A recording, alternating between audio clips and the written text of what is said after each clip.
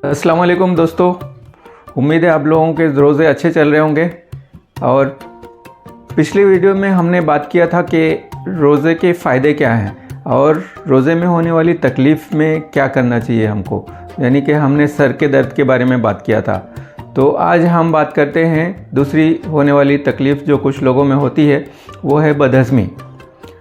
तो दोस्तों, बदहज़मी यानी कि पेट में कभी कभी ऐसा होता है कि वो पेट के ऊपरी हिस्से में जलन होने लगती है और पेट फूलने के जैसा हो लगता है और कभी कभी मुंह में खट्टी डकार भी आने लगती है।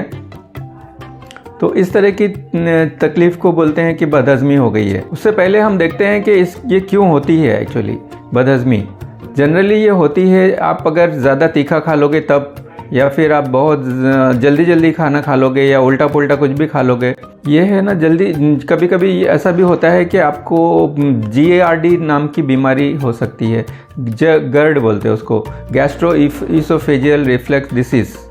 तो अगर कुछ है तो आपको उसका इलाज करना पड़ेगा, या तो फिर अल्सर भी हो सकता है, आपको गैस्ट्रिक अल्सर, पेप्टिक अल्सर वगैरह भी हो सकता है, यानी तो कोई गॉल ब्लैडर का डिसीज़ हो सकता है। तो इसके अलावा और भी बहुत सारी बीमारियां हैं जो कि वो भी हो सकती हैं। तो ऐसे कंडीशन में दोस्तों आपको डॉक्टर से कंसल्ट करना पड़ेगा और फिर मालूम पड़ेगा कि इसकी वजह क्या है और क्यों हो रहा है। चलिए दोस्तों, अब देखते हैं कि ये किन लोगों को होता है। ज़्यादातर करके ये जो है ना, जो मोटे लोग रहते हैं उनको ज़्यादातर करके होता है, लेकिन ऐसा कोई ज़रूरी नहीं है कि मोटों को ही होएगा। लेकिन यह है कि जिनका वज़न ज़्यादा रहता है उनको ज़्यादातर होता है।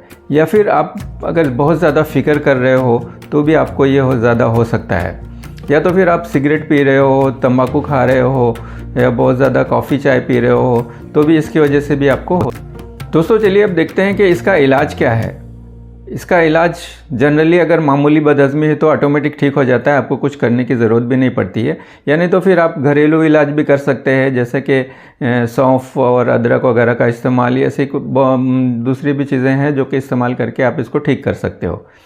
लेकिन अगर आप जो है ना खाना आहिस्ता आहिस्ता खाओगे या फिर ज़्यादा तीखा नहीं खाओगे तो फिर आपका ये जल्दी ठीक हो सकता है, अपने आप होएगा ही नहीं आपको ये ऐसा। तो या तो फिर आपको जो है ना, इसके लिए आपको वॉकिंग करना चाहिए। खाना खाने के बाद में थोड़ी सी वॉकिंग कर लीजिए, आप चहलकदमी कर लीजिए। और इसी तरह से आप ज़्यादा कॉफ़ी चाय मत पीजिए तो भी आपको नहीं होगा ये। और या तो फिर आप बहुत सारी दवाइयाँ आती हैं, एंटासिड्स है, PPIs हैं और H2 ब्लॉकर्स हैं, ये भी सब आप ले सकते हो, लेकिन डॉक्टर से कंसल्ट करने के बाद। तो दोस्तों देखते हैं कि अब हम इसको प्रिवेंट कैसे कर सकते हैं, यानी कि हमको बदहज़मी हो ही ना, उसके लिए हमको वही करना पड़ेगा कि भाई आपको खाना आहिस्ता आहिस्ता खाना है। तेल वाला चीज़, ज़्यादा तीखा चीज़, ज़्यादा यानी मिर्ची वाला चीज़ आपको नहीं खाना है। और खाना खाने के बाद चलना फिरना है थोड़ा बहुत। और इसी तरह से खाने के साथ में आपको लेटना नहीं है। खाने के साथ अगर आप लेट जाओगे ना तो भी आपको तकलीफ़ हो सकती है। खाने के 1 घंटे के बाद में आप लेट सकते हो। और इसी तरह आपको खाना खाने के बाद सोना भी नहीं है। खाना खाने के कम से कम 3 घंटे के बाद में आपको सोना है। तो ये अगर 3 घंटा नहीं होता है तो कम ज़्यादा से ज़्यादा आप जितना भी गैप दे सकते हो ना, उतना आप जागते रहो, उसके बाद में आप सो सकते हो। इसके अलावा आपको अगर टेंशन ज़्यादा है तो आपको टेंशन छोड़ना है, तो आप ये आपको होएगा ही नहीं।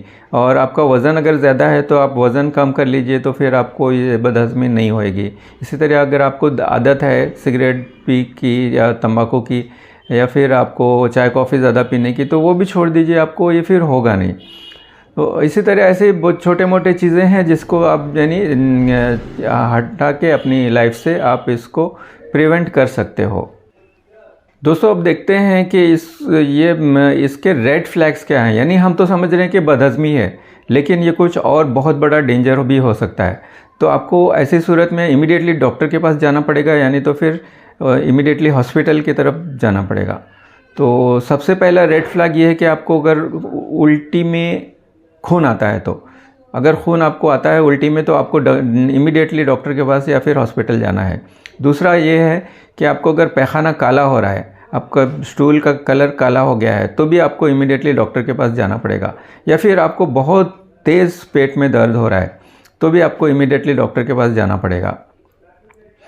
इसके अलावा अगर आपको जो है यानी कि ऐसा लग रहा है कि ऐसा दर्द आपको कभी हुआ ही नहीं है, तो ये भी हो सकता है कि आपको ये हार्ट अटैक हो। तो ऐसी सूरत में भी आपको इमीडिएटली डॉक्टर के पास जाना पड़ेगा। ये ज़रूर याद रखिए, चूँकि हार्ट अटैक और बदहज़मी दोनों एक जैसी होती है। इसके अलावा आपका अगर वज़न जल्दी जल्दी कम हो रहा है, 1 महीने में बहुत ज़्यादा वज़न कम हो गया है, तो भी आपको ये रेड फ्लैग हो सकता है। या फिर आपको अगर भूख ही नहीं लग रही है, तो फिर आपको ये भी एक रेड फ्लैग हो सकता है। इन सूरतों में भी आपको डॉक्टर के पास जाना ज़रूरी हो जाता है। तो दोस्तों, हमने आज आप बात किया कि बदहज़मी रोज़ेदार को होती है, क्यों होती है और उसके लिए हमको क्या करना चाहिए।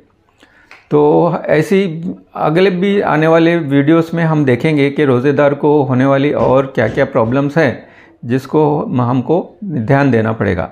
तो उसके बारे में भी हम बात करेंगे। इस चैनल को ज़रूर सब्सक्राइब कर लें और इसको लाइक अभी कर दें, ताकि फिर ये बहुत सारे लोगों को, रोज़ेदारों को इससे फ़ायदा उठाने की फ़ायदा उठाने के लिए हम भेज सकते हैं इसको। इसी तरह इसको अपने दोस्तों में भी शेयर करिए। मिलते हैं अगले वीडियो में, तब तक के लिए अल्लाह हाफ़िज़।